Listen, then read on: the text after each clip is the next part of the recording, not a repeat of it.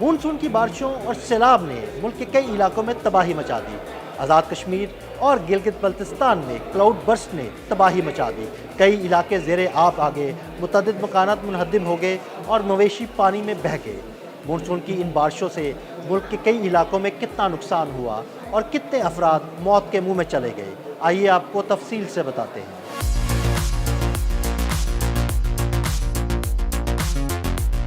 شدید بارشوں اور سیلاب نے ملک کے کئی علاقوں میں تباہی مچا دی۔ گلگت بلتستان اور آزاد کشمیر میں مانسون کے دوسرے اسپیل کے دوران شدید بارشوں اور کلاؤڈ برسٹ کے باعث سیلاب آ گیا۔ گلگت کے مضافاتی علاقوں میں بادل پھٹنے سے کئی گھر تباہ اور مویشی پانی میں بہہ گئے، جبکہ ہزاروں کنال اراضی پر کھڑی فصلیں تباہ ہو گئیں۔ سیلاب کی وجہ سے گلگت غزر شاہراہ پر بھی ٹریفک معطل ہو گئی۔ آزاد کشمیر کی وادی جہلم میں بھی طوفانی بارش اور کلاؤڈ برسٹ سے بڑے پیمانے پر تباہی دیکھنے میں آئی ہے۔ علاقے کے گوہر آباد، شرقی اور غربی میں درجنوں مکانات تباہ ہو چکے ہیں، جبکہ سیلابی ریلے میں کئی مویشی بھی بہہ گئے ہیں۔ مقامی ذرائع کے مطابق بارش کا پانی گھروں، دکانوں اور دیگر عمارتوں میں داخل ہو گیا، جس سے نظام زندگی شدید متاثر ہوا ہے۔ مقامی انتظامیہ نے شہریوں اور سیاحوں کو سختی سے ہدایت کی ہے کہ وہ دریا کے قریب نہ جائیں اور محفوظ مقامات پر منتقل ہو جائیں۔ ریسکیو ٹیمیں اور ضلعی انتظامیہ امدادی کارروائیوں میں مصروف ہیں، تاہم مسلسل بارش کے باعث مشکلات درپیش ہیں۔ حکام نے ہنگامی صورتحال سے نمٹنے کے لیے الرٹ جاری کر دیا ہے اور مزید بارشوں کے پیش نظر لوگوں کو احتیاط برتنے کی اپیل کی گئی ہے۔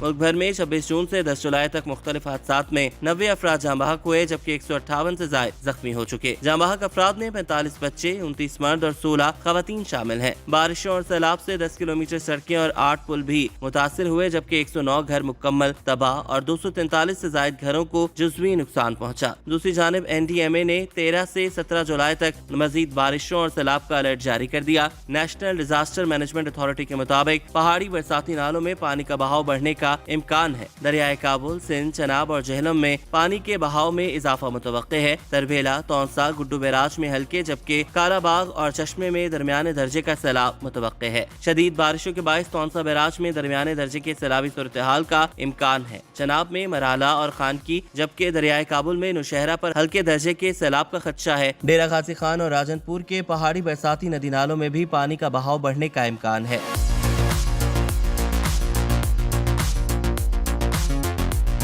اعلامیہ کے مطابق دریائے سوات، پنچکوڑا اور ان کے ملحقہ ندی نالوں میں طغیانی کا امکان ہے۔ اگر بلوچستان کی بات کی جائے تو جھلمکسی، کچھی، سبی، قلعہ سیف اللہ، دوب اور موسیٰ خیل کے نالوں میں بھی بہاؤ میں اضافہ متوقع ہے۔ فزدار، اواران، لسبیرا اور قلات میں مقامی فلیش فلڈ کا خدشہ ظاہر کیا جا رہا ہے۔ NDMA کے مطابق تربیلا ڈیم 74%، جبکہ منگلا ڈیم 44% تک بھر چکے ہیں۔ دریاؤں اور ندی نالوں کے قریب آبادی شدید بارشوں اور رات میں محتاط رہیں۔ تیز بہاؤ کی صورت میں ندی نالے، پل اور پانی میں ڈوبی سڑکوں سے نہ گزریں۔ اس وقت پاکستان شدید موسمیاتی تبدیلیوں کی لپیٹ میں ہے۔ اگر ہم نے ماحولیاتی تبدیلی کو اب بھی پالیسی کی ترجیح نہ بنایا تو نقصانات کا دائرہ صرف معیشت یا ماحول تک محدود نہیں رہے گا، یہ ہماری روزمرہ زندگی، صحت، تعلیم، خوراک اور مستقبل کو بھی متاثر کرے گا۔